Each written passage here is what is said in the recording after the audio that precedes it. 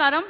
ఈరోజు మన భూపాలపల్లి మున్సిపాలిటీలో జరగబోతున్నటువంటి ఎలక్షన్ సందర్భంగా మన ప్రియతమ నేత మన ముఖ్యమంత్రి శ్రీ రేవంత్ రెడ్డి గారికి, అట్లాగే మన ఇన్ఛార్జ్ మినిస్టర్ శ్రీ పొంగులేటి శ్రీనన్న గారికి, అట్లాగే ఐటీ మినిస్టర్ శ్రీధర్ బాబు గారికి, మా సమ్మక్క సారకలో ఒకరైనటువంటి మన దేవాదాయ శాఖ మంత్రివర్యులు కొండా సురేఖమ్మ గారికి, అట్లాగే ఇక్కడ ఉన్నటువంటి వివిధ కార్పొరేషన్ చైర్మన్లకి, లైబ్రరీ చైర్మన్కి, డిసిసి ప్రెసిడెంట్, ముఖ్య నాయకులందరికీ, కాంగ్రెస్ కుటుంబ సభ్యులకి, ఇక్కడ వేలాదిగా తరలి వచ్చి కాంగ్రెస్ పార్టీ అంటేనే మాకు ఇష్టం, కాంగ్రెస్ పార్టీలో మా మనసులో చిరస్థాయిగా ఉండిపోతుంది అన్ని ప్రేమతోటి వచ్చిన నా అక్క చెల్లెళ్ళకి, అన్నదమ్ములందరికీ కూడా, ప్రెస్ మీడియా మిత్రులకి, పోలీస్ సిబ్బందికి అందరికీ కూడా పేరు పేరున నా నమస్కారాలు తెలియజేసుకుంటున్నా.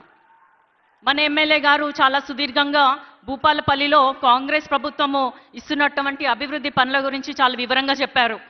మీరందరూ కూడా ఇక్కడ రేవంత్ అన్న మాటలు విన్నాక వచ్చారని నాకు తెలుసు. కాబట్టి నేను ఎక్కువ సమయం తీసుకోకుండా కేవలం 2-3 విషయాలు మీకు చెప్పదలుచుకున్నా.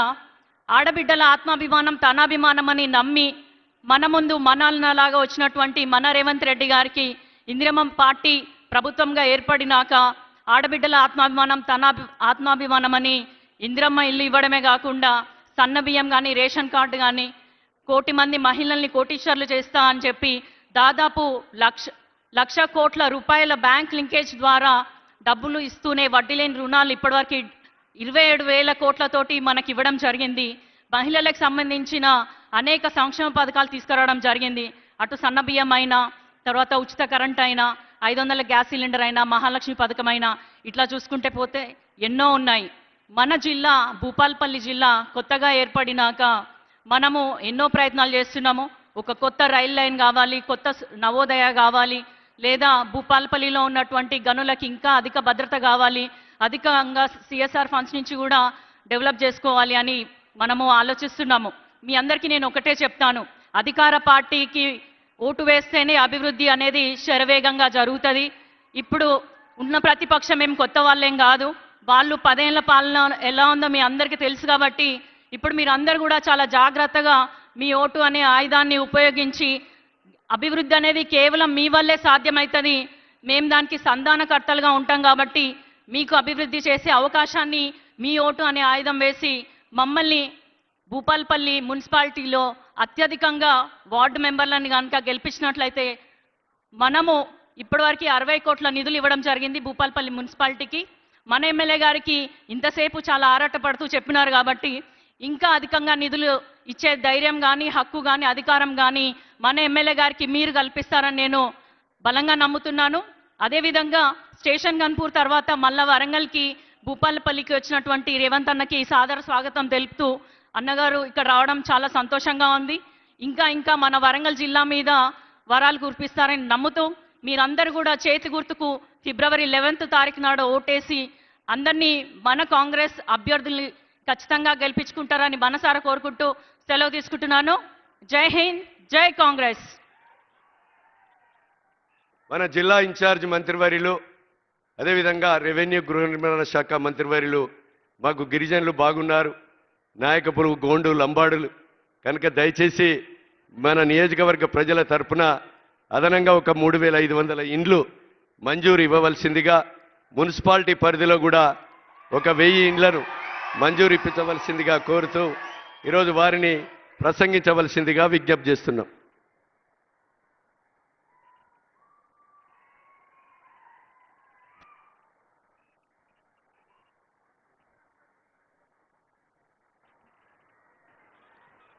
చెక్. సభకు నమస్కారం.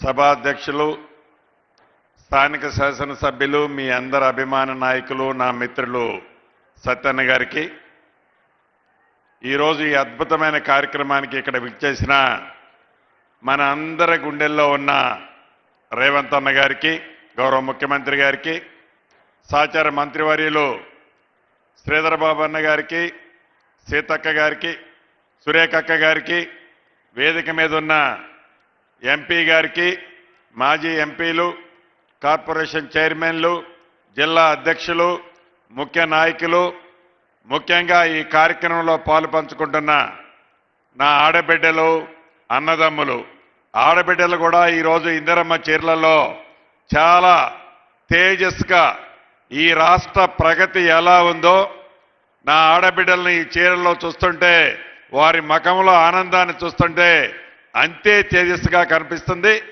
నా తోబుట్టువుల ఆడబిడ్డలందరికీ మీడియా మిత్రులకు కూడా పేరు పేరున హృదయపూర్వక నమస్కారం.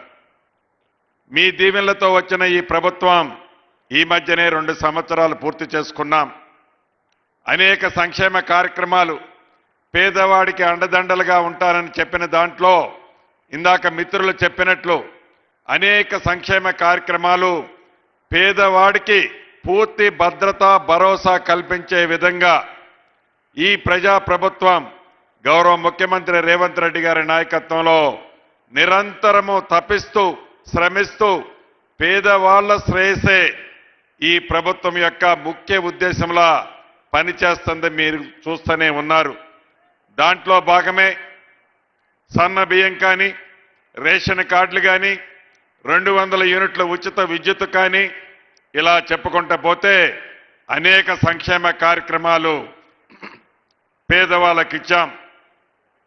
ప్రధానంగా ఇందిరమ్మ ఇళ్ళు ఆనాటి 10 సంవత్సరాల పాలనలో పేదవాడి కలని కలలానే ఆనాటి దొరవారు ఉంచితే ఈ ప్రజా ప్రభుత్వం పేదవాడికి ఆత్మగౌరవానికి చిహ్నంగా ఉండే ఇందిరమ్మ ఇళ్ళు రాష్ట్ర వ్యాప్తంగా మొదటి విడత 4.5 లక్షల ఇళ్ళు ఇచ్చాం.